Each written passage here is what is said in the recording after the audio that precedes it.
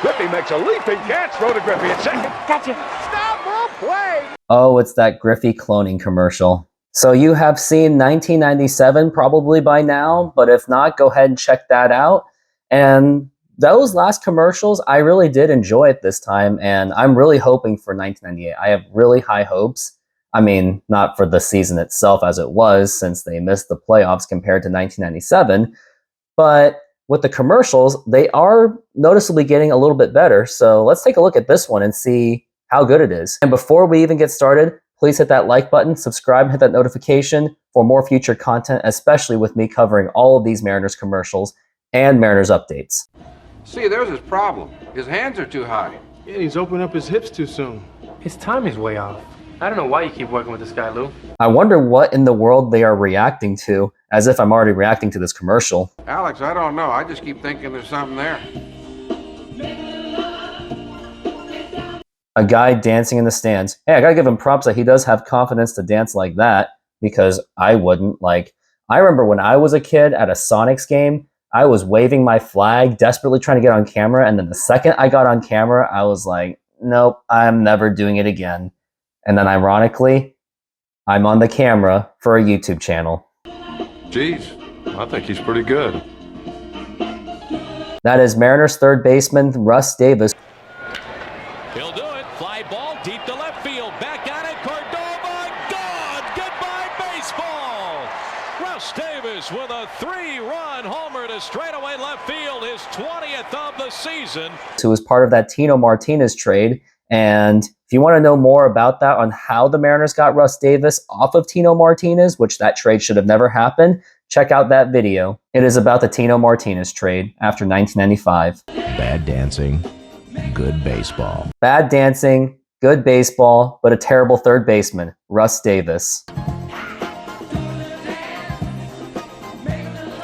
That was arguably his only highlight of the entire 1998 season. Segui! Where's Segui? What did David Segui do to upset Jay Buhner?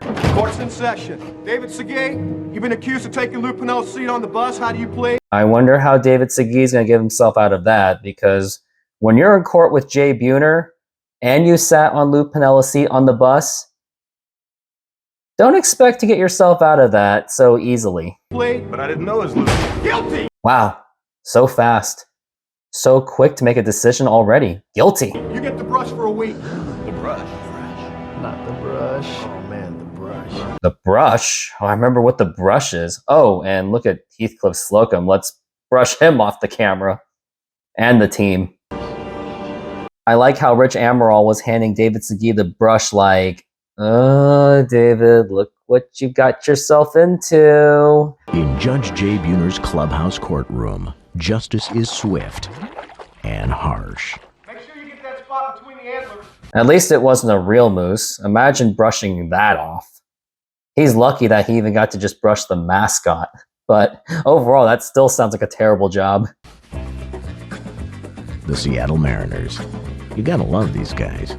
I just noticed in the last two seasons, it was the 96 Mariners, you gotta love these guys. The 97 Mariners, you gotta love these guys. And they just said, the Seattle Mariners, you gotta love these guys. Probably because there was just not much hope going into 1998, because that was also the time that Randy Johnson demanded a trade, since he was not given that extension. When we designed the Mariners' new ballpark, we asked the players for suggestions. Wonder what the suggestions were. I'm looking forward to this. Dan Wilson likes the idea of a natural grass clubhouse. It would take a lot of maintenance for that. Jay Buhner suggested a ladder for the right field wall. Interesting. But the problem is, could you climb the ladder and catch a ball all in that time? I don't know. Well, I guess that's true. Tanaka or any Japanese player can do that without a ladder.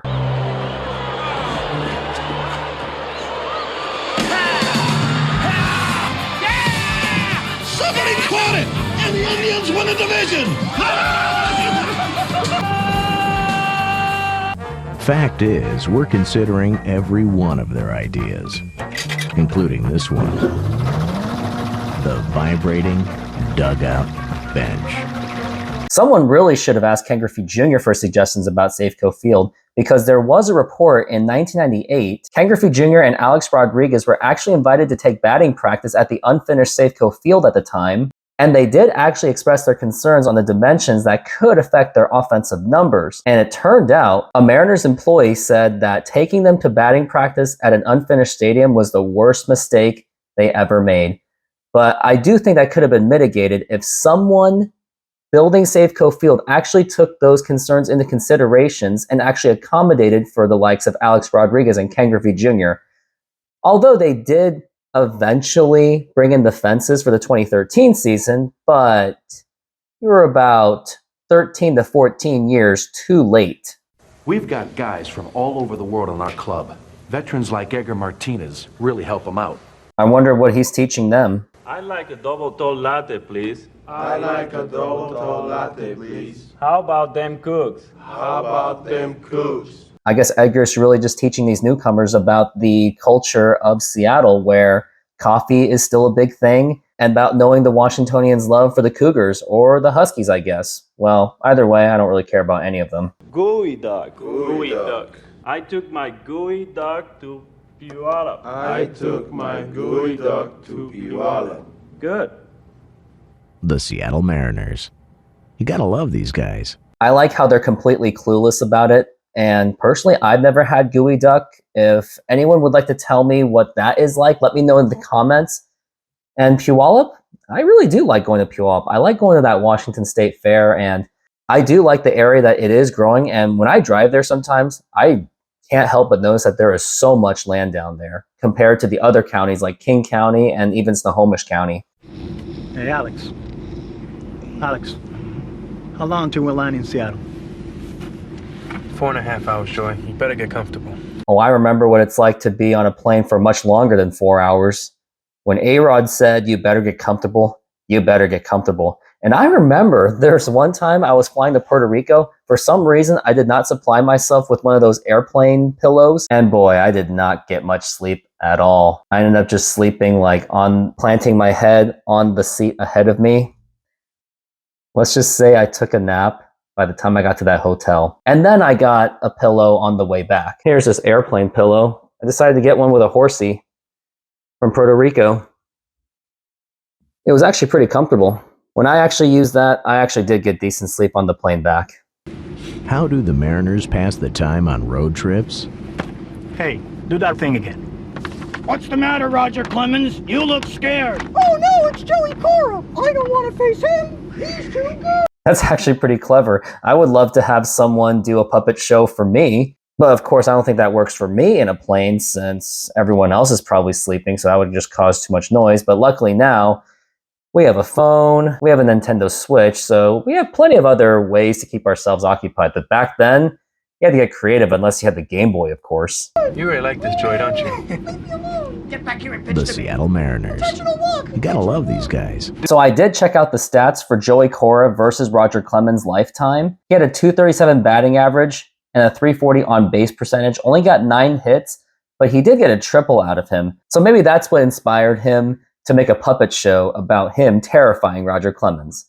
But usually Roger Clemens is the one that terrifies the batters. You're the one with Jose Mesa. Okay. Yeah, that was actually after the fact that Jose Mesa choked in the 1997 playoffs, but Jose Mesa did have the Mariners' number in 1995 playoffs.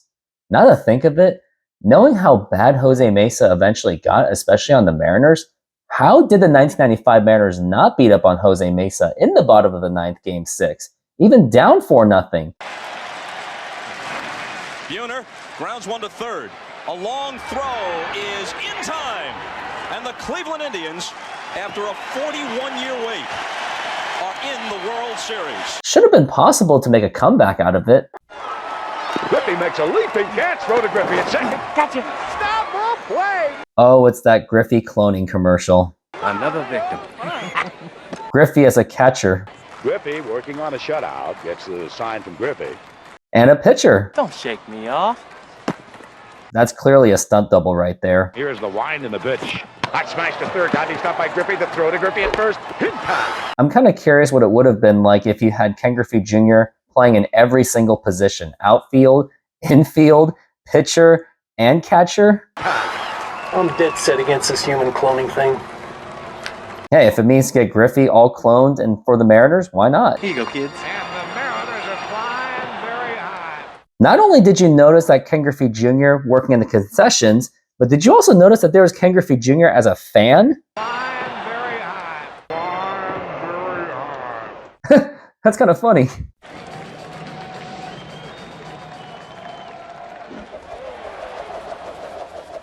Imagine that. The old Jamie Moyer changeup.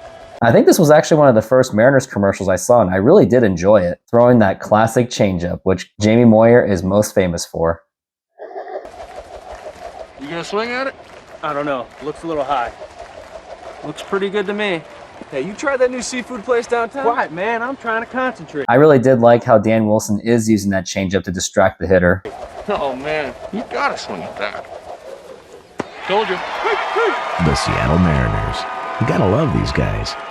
Put a little something extra on that one. That would actually be a very useful pitch that Jamie Moyer could have used, because if you think about it, not only do you throw the ball really slow, but it completely just throws off the hitter because they're just so accustomed to hitting balls that are going at you like 80 to 90 to 100 miles an hour. And all of a sudden you see a ball that's just barely floating in the air. And then you can have your catcher like Dan Wilson just completely distract you and just keep talking to you. And it just gets to your head. And you probably can't even swing at it because you're just so distracted. So your hand-eye coordination is off. Actually, I really like that commercial. So out of all commercials that I saw, of course, everyone's going to like the Ken Griffey Jr. commercial. But my favorite was Jamie Moyer because I thought it was a little bit outside the box. And yes, it wasn't like Randy Johnson having a commercial of himself, which he didn't really have a commercial of himself since 1995. And he wasn't even acting in it. It was 1994 when he was throwing the knives. So I like the Jamie Moyer one because it was a little bit different, non-conventional, and they really did a good job like dramatizing the changeup. So those are all my quick thoughts on all these 1998 commercials. If you did like this show, please subscribe and hit that notification bell, and you'll be seeing more reaction videos of these Mariners commercials going forward.